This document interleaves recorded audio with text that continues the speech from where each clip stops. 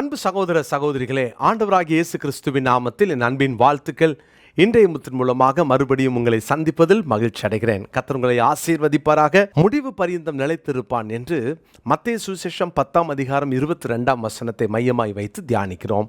கர்த்தருடைய பிள்ளைகளே, ஆண்டவராகிய இயேசு கிறிஸ்துவின் நாமத்தினாலே நாம் எல்லாராலும் பகைக்கப்படுவோம்.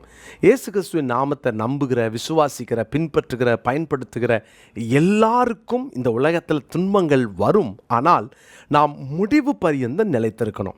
முடிவு பரியந்தம் நிலைத்திருக்கணும்னா, நேற்று தினத்தில் சொன்னேன், நம்ம வசனத்தில் நிலைத்திருக்கிற அனுபவம், வசனம் நம்மில் நிலைத்திருக்கிற அனுபவம் வேணும்.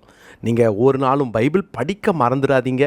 அன்றாடம் நம்ம டெய்லி இன்றைய முத்து கேட்குறோம், ஒருவேளை நிறையா மீட்டிங் அட்டன் பண்ணுறேன் அல்லது நிறையா செய்தி கேட்குறேன், அதனால் அதில் சொல்கிற வசனம் எனக்கு போதும் அப்படின்னு தயவு செய்து உங்களுடைய வாழ்க்கையை இப்படி ஓட்டிடாதீங்க. இதுவும் மிக மிக தவறானது.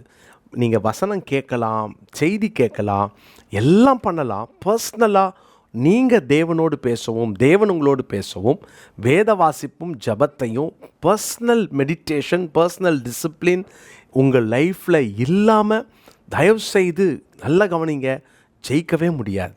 அன்றாட வாழ்க்கையில் நீங்கள் அதை பைபிள் படிக்கிறீங்களான்றதை பார்த்து கொள்ளுங்க. அந்த வசனத்தை டெய்லி நீங்கள் பர்சனலாக படிங்க. நம்ம கொடுக்குற போர்ஷன்ஸை படிச்சுட்டு போகிறது இல்லை. அதை தாண்டி நீங்கள் தனிப்பட்ட முறையில் கர்த்தருடைய வசனத்தை படிக்க பழகுங்க. கர்த்தர் உங்களை ஆசீர்வதிப்பார். பிரியமான, இன்றைக்கி இன்னொரு காரியத்தில் நம்ம நிலைத்திருக்கணும்னு சொல்லிட்டு அப்போஸ்தலனாகிய யோவான் தன்னுடைய 2ஆம் நிருபத்தில் 2 யோவானில் 9 சொல்கிறார். 2 யோவான் 9 கிறிஸ்துவின் உபதேசத்திலே நிலைத்திராமல் மீறி நடக்கிற எவனும் தேவனை உடையவன் அல்ல. கிறிஸ்துவின் உபதேசத்தில் நிலைத்திருக்கிறவனோ பிதாவையும் குமாரனையும் உடையவன். கிறிஸ்துவின் உபதேசத்தில் நிலைத்திருக்கிற அனுபவம் இது ரொம்ப முக்கியமானது. ஆண்டவராகிய இயேசு கிறிஸ்துவின் உபதேசத்தில் நிலைத்திருக்கிற அனுபவம். இயேசு புதுசாக அவர் ஏதோ ஒரு உபதேசத்தை புதுசாக ஏதோ ஒரு பைபிள்லையோ ஒரு புக்கிலையோ அவர் கொடுக்கல. அவர் என்ன இந்த உலகத்தில் வாழ்ந்தபோது எதை உபதேசம் பண்ணினாரோ அது நமக்கு தெரிந்திருக்கணும். நேற்று வசனத்தில் நிலைத்திருக்கிற அனுபவம் சொன்னேன் இல்லையா? இன்னைக்கு கிறிஸ்துவின் உபதேசத்தில் நிலைத்திருங்கள். இயேசு எதை செய்யலாம் செய்யக்கூடாது என்று நமக்கு கற்றுக் கொடுத்திருக்கிறாரோ அதை நாம் கற்றுக்கொள்ள வேண்டும். நிறைய பேர் இயேசுவின் உபதேசத்தையும் அதற்கு பின்பாக அப்போஸ்தலருடைய உபதேசத்தையும் 2ஆக பிரித்து பார்க்கிறது உண்டு. கவனிங்க, இயேசு சொன்ன உபதேசத்தினுடைய ஸ்டாண்டர்டை தான், அதில் இன்னும் ஆழங்களை தான் நிருபங்களில் நம்ம படிக்கிறோம். இயேசு சொல்லாத உபதேசத்தை அப்போஸ்தலர்கள் சொல்லலை. அதுக்கு ஒரு வசனத்தை நான் உங்களுக்கு காண்பிக்கிறேன். ஏன்னா இன்றைக்கி நிறையா நூதன உபதேசங்கள், அதில் இயேசு கிறிஸ்துவனுடைய உபதேசத்தை தனியாக பிரித்து அதெல்லாம் இயேசு முடிச்சிட்டாரு, இனி அதை பின்பற்ற வேண்டாம் அப்படின்னு இயேசுவின் உபதேசத்தை தனியாக தள்ளி விடுகிற ஒரு கூட்டத்தை நம்ம பார்க்குறோம். அவங்க நிறைய ஜனங்களை வஞ்சிக்கிறதையும் பார்க்குறோம். வஞ்சிக்கிற வார்த்தைகள் என்றைக்குமே வேகமாக பரவும். ரொம்ப ரொம்ப ஈஸியாக நீங்கள் அறிந்து கொள்ளணும். வஞ்சிக்கிற வார்த்தைகள், வஞ்சனையான உபதேசங்கள் ஃபாஸ்ட்டாக பரவும். அதனால் நம்ம எப்போவுமே கவனமாக இருக்கணும். மத்தேயு சுவிசேஷம் 28 20 நான் வாசிக்கிறேன். மத்தேயு 28:20, நான் உங்களுக்கு கட்டளையிட்ட யாவையும் அவர்கள் கை கொள்ளும்படி அவர்களுக்கு உபதேசம் பண்ணுங்கள். கிறிஸ்துவின் உபதேசத்தில் நிலைத்திருங்கன்னா என்ன அர்த்தம்? இயேசு என்ன பேசினாரோ அதை தான் நம்ம உபதேசமாக பிறருக்கு சொல்லணும். அந்த உபதேசம் நம்மிலே நிலைத்திருக்க வேண்டும். அப்போது இயேசு என்ன கட்டளை கொடுத்தார், இயேசு என்ன செய் என்று சொன்னார், எதை செய்யாதன்னு சொன்னார். நமக்கு சுவிசேஷங்கள் முழுவதும் ஆண்டவராகிய இயேசு கிறிஸ்துவினுடைய உபதேசங்கள் தான். அப்போ இயேசு கொடுத்த கட்டளைகள் தான், அவருடைய வார்த்தைகள். இதுதான் நம்ம ஒவ்வொரு நாளும் கடைப்பிடிக்கணும். அதனால தான் நம்ம எதை செஞ்சாலும் இயேசு இங்கே இருந்தால் என்ன செஞ்சிருப்பார், இயேசு இங்கே இருந்தால் என்ன சொல்லியிருப்பார், என்ன ஆன்சர் பண்ணியிருப்பார், இயேசு எப்படி இந்த விஷயத்தை ஹேண்டில் பண்ணியிருப்பார், அதை தான் நம்ம ஒவ்வொரு நாளும் கவனிக்க கடமைப்பட்டிருக்கிறோம். இப்போது ஆண்டவராகிய இயேசுவும் யோவான் சுவிசேஷத்தில் 8:31 சொல்கிறாரு. யோவான் 8:31 இயேசு தம்மை விசுவாசித்த யூதர்களை நோக்கி, நீங்கள் என் உபதேசத்தில் நிலைத்திருந்தால் மெய்யாகவே என் சீஷராக இருப்பீர்கள். அப்போ உபதேசத்தில் நிலைத்திருக்கிறவர்கள் அவருடைய சீஷர்கள். உபதேசத்தில் நிலைத்திருந்தால் அவருடைய சீஷர்களாக இருப்போம். அப்போ இந்த உலகத்தின் கடைசி வரைக்கும் ஆண்டு நம்ம கூட இருக்கணும்னா கடைசி வரைக்கும் நம்ம அவரிலே நிலைத்திருக்கணும். அவரிலே நிலைத்திருக்கணும் என்ன அர்த்தம்? அவருடைய உபதேசத்தில் நிலைத்திருக்கணும். இயேசு இதை சொல்லியிருக்கிறார். இயேசு இப்படி தான் வாழ்ந்தார்.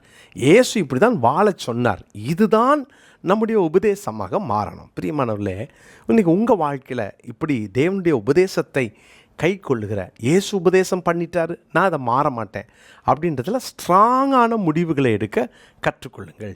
அதனால தான் அவருடைய உபதேசத்தில் நிலைத்திருந்தால்தான் நாம் அவருடைய சீஷர்கள், நான் அவரை பின்பற்றுவேன் என்பதற்கான அடையாளம். 1 தீமோத்தேயு 4:15-16 வசனங்கள்ல, நீ தேறுகிறது யாவருக்கும் விளங்கும்படி இவைகளையே சிந்தித்து கொண்டு இவைகளிலே நிலைத்திரு, உன்னை குறித்தும் உபதேசத்தை குறித்தும் எச்சரிக்கையாயிரு, இவைகளிலே நிலை கொண்டிரு, இப்படி செய்வாயானால் உன்னையும் உன் உபதேசத்தை கேட்கிறவர்களையும் ரட்சித்துக் கொள்வாய். நீ உபதேசத்தில் நிலைத்திரு. எந்த சூழ்நிலையிலும் நாம் சிறு வயது முதல் கற்று தேறின இந்த காரியங்களை நிலைத்திருப்போம். இன்றைக்கி பலருடைய அனுபவங்களை பார்த்தா பரிதாபமாக இருக்கும்.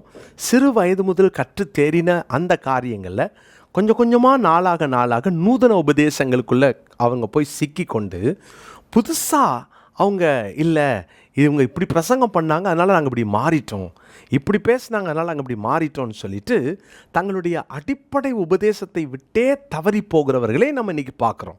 கர்த்தருடைய பிள்ளைகளே, இதுதான் கடைசி காலத்தின் அடையாளம். உபதேசத்திலே தவறுகிறவர்கள், உபதேசத்திலே தடுமாறுகிறவர்கள், உபதேசத்தில் நிலைத்திராத கூட்டத்தார். இன்றைக்கி நம்ம வாழ்க்கையில் அப்படி உபதேசத்தை விட்டு விலகி போய்கிட்டு இருக்கிறோமா? உபதேசத்தில் நிலைத்திரு என்று சொல்லி அப்போஸ்தலனாகிய பவுல் தீமோத்தேயுக்கு சொல்லி கொடுக்கிறார். உபதேசத்தில் நிலைத்திரு. இங்கே சொல்லுகிற உபதேசம் என்ன? ஸ்ட்ராங்கான உபதேசம். இதில் நிலைத்திருன்னு சொல்கிற தீமோத்தேயுக்கு சொல்கிற உபதேசம் என்ன? 1 தீமோத்தேயு 4:12 பாருங்கள்.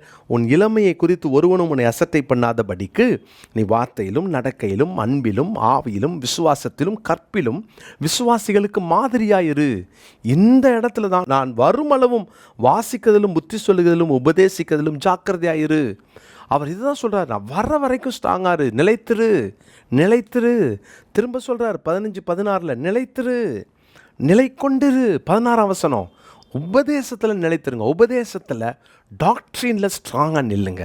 கர்த்தருடைய பிள்ளைகளே, டாக்ட்ரின் மனிதனால் கண்டுபிடிக்கப்பட்டதல்ல, ஒரு ஸ்தாபனம் சொல்லி கொடுப்பது அல்ல.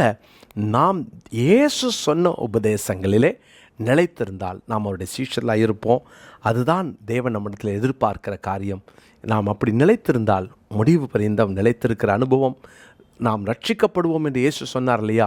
எனவே ஒரு நாளும் ஒருவரும் உங்கள் உபதேசத்தை விட்டு உங்களை வழி விலக பண்ணாமல் நீங்கள் அவங்களுடைய பொல்லாத உபதேசங்களுக்கு செவி கொடுக்காமல் இருக்க கர்த்தர் உங்களுக்கு கிருபை பாராட்டுவாராக. ஆண்டுடைய நாமம் நம்மள மகிமைப்படுவதாக. இந்த நாளுக்குரிய மனப்பாட வசனத்தை குறித்து கொள்ளுங்கள். 1 தீமோத்தேயு 4:12. 1 தீமோத்தேயு 4:12. கர்த்தர் உங்களை ஆசீர்வதிப்பார். மனப்பாடம் பண்ண தவறுனவங்க, கொஞ்சம் நடுவில் மிஸ் பண்ணிட்டேன்னு சொல்கிறவங்க சோர்ந்து போகாதீங்க, திரும்ப ஆரம்பிங்க. தயவு செய்து மறுபடியும் ஆரம்பிங்க. கர்த்தர் உங்களை ஆசீர்வதிப்பார். ஜெபிக்கலாமா? நல்ல தகப்பனே, இந்த நாளுக்காக உம்மை நன்றியோடு ஸ்தோத்திரிக்கிறோம். நாங்கள் கர்த்தருடைய வசனத்தில் உபதேசத்தில் நிலைத்திருந்து ஆண்டவரே உம்முடைய கட்டளைகளை கை கொண்டு நாங்கள் அதில் நிலைத்திருந்து பிறருக்கும் ஆண்டவரே நாங்கள் அதை உபதேசிக்க எங்களுக்கு உதவி செய்யும். உம்முடைய உபதேசம்தான் எங்களை சீஷராக மாற்றும். உங்கள் உபதேசத்தில் நாங்கள் நிலைத்திருந்தால் தான் உமக்கு சாட்சியாக வாழ முடியும். தகப்பனே, உம்முடைய உபதேசத்தில் நிலைத்திருக்கக்கூடாதபடி வருகிற எல்லா இடையூறுகளையும் தாண்டி நின்று நாங்கள் ஜெயிக்க எங்களுக்கு அனுக்கிரகம் செய்யும். இந்த உபதேசம் எவ்வளவு ஆண்டவரே அற்புதமானது. இதை நாங்கள் உலகத்திற்கு வாழ்ந்து காட்ட எத்தனை அற்புதமாய் நீர் எங்களுக்கு கற்றுக் கொடுத்தீர், வாழ்ந்து காண்பித்தீர். இதிலே நாங்கள் ஒரு நாளும் தவறிவிடாதபடி கவனமாய் கைக்கொள்ள, நிலைத்திருக்க, நிலை கொண்டிருக்க கிருபை பாராட்டும். இயேசுவின் நாமத்தில் ஜெபிக்கிறோம் நல்ல பிதாவே, ஆமென்.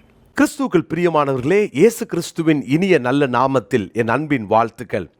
இந்த 2024 வருஷத்தின் பாராளுமன்ற தேர்தலுக்காக நம்முடைய தேசம் ஆயத்தமாகி கொண்டிருக்கிறது. எல்லா கட்சிகளும் மிக மும்முரமாக செயல்பட துவங்கிவிட்டார்கள். ஒருவேளை இந்த நாட்களில் என்ன நடக்கிறது என்று உலகமே உற்று பார்த்து கொண்டிருக்கிற இந்த நேரத்தில் இந்த கட்சி வரும், அந்த கட்சி வரணும், அது வந்தால் நல்லாயிருக்கும் என்றெல்லாம் சொல்லிக்கொண்டு ஒரு கூட்டம் எழும்பினாலும் தேவனுடைய ஜனமாகிய நீங்களும் நானும் மிக முக்கியமான கட்டத்தில் இருக்கிறோம் என்பதை மறந்துட வேண்டாம். நாம் என்ன செய்ய போகிறோம்? நாம் அதிகமாக ஜெபத்திலே, தேவ சமூகத்திலே தரித்திருக்க போகிறோம். பிரியமானவர்களே, இந்த ஜெபத்தில் நீங்கள் கலந்து கொள்ள வேண்டும் என்று நான் அன்போடு கட்டாயமாக அழைக்கிறேன். காரணம், நீங்கள் யாராக இருந்தாலும் தேசத்தின் மேல் உங்களுக்கு விருப்பமும் பிரியமும் அன்பும் இருக்கும் என்றால், தேசத்தில் தேவன் எங்களுக்கு ஒரு சேமத்தை கட்டளையிடணும் அப்படின்ற ஒரு ஆசையும் எதிர்பார்ப்பும் உங்களுக்குள் இருக்கும் என்றால், நீங்கள் இந்த ஜெபத்தில் கலந்து கொள்ள வேண்டும். உங்களை அன்போடும் கட்டாயத்தோடும் அழைக்கிறேன். பிரியமானவர்களே, இன்னைக்கு நம்ம ஜெபிக்காவிட்டால் உண்மையிலேயே நாம் பெரிய பாவம் செய்கிறோம் என்பதில் சந்தேகம் இல்லை. ஜெபிக்காவிட்டால் அது பாவம். நாம் ஜெபிக்க ஆண்டவர் இன்றைக்கு நமக்கு ஒரு நல்ல வாய்ப்பை தந்திருக்கிறார். பாருங்க, ஏப்ரல் 1ஆம் தேதியிலிருந்து ஜூன் மாதம் 1 தேதி வரைக்கும் நம்ம தொடர்ந்து ஜெபிக்க போகிறோம். ஆனால் கருமையான தேவனுடைய பிள்ளைகள், இந்த 2 மாதமும் இடைவிடாமல் நம்ம ஜெபிக்க போகிறோம். அதாவது 24/7 ஒரு செயின் ப்ரேயரை அரேஞ்ச் பண்ண ஆண்டவர் பாரப்படுத்தினார். எனவே நீங்கள் இந்த வீடியோவை பார்க்குறவங்க உடனடியாக உங்கள் சபையில் இருக்கிற யாருக்காவது நீங்கள் அனுப்புங்க. உங்கள் கான்டாக்டில் இருக்கிற தேவ ஜனங்களுக்கு நீங்கள் அனுப்புங்க. நீங்கள் கூப்பிடுங்க. நீங்கள் பார்க்குற நீங்கள் ஒரு டீமை உருவாக்குங்க. ஒரு குரூப்பை நீங்கள் உருவாக்கலாம். அந்த குரூப்பில் நீங்கள் ஒரு லீடராக இருங்க. அந்த குரூப்பில் 96 பேரை நீங்கள் இணைக்க வேண்டும்.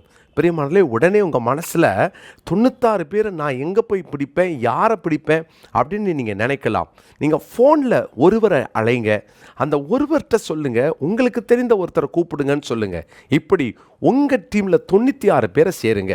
எதுக்கு இந்த 96 பேர்? 1/4 மணி நேரத்துக்கு ஒருவர் என்ற அந்த நிலையில் 1 மணி நேரத்துக்கு 4 பேர், 24 மணி நேரத்தில் 96 பேர் ஜெபிக்க வேண்டும்.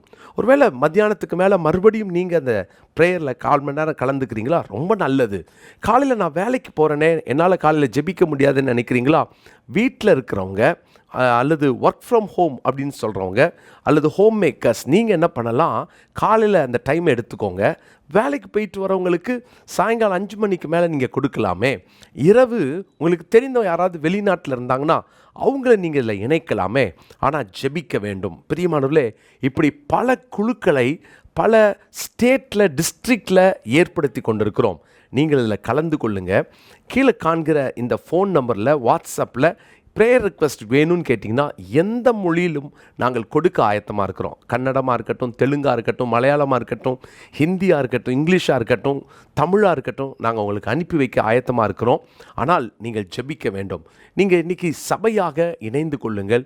உங்கள் சபையில் ஒரு 100 பேரை நீங்கள் கூப்பிடுங்க. நம்ம சேர்ந்து ஜெபம் பண்ணலான்னு சொல்லுங்கள். இது ஜூன் மாதம் 1 தேதி வரைக்கும் இந்த ஜெபத்தை நாம் ஏறெடுக்க வேண்டும். பிரியமானவர்களே, தவற விட்டுறாதீங்க. இது மிக முக்கியமான ஒரு தேர்தல் என்பதில் எந்த சந்தேகமும் இல்லை. அன்போடு கூட உங்களை அழைக்கிறேன். உடனடியாக இணைந்து கொள்ளுங்க. எனவே நம்ம சும்மா இருக்காம உடனடியாக இதில் கலந்து கொள்வோம்.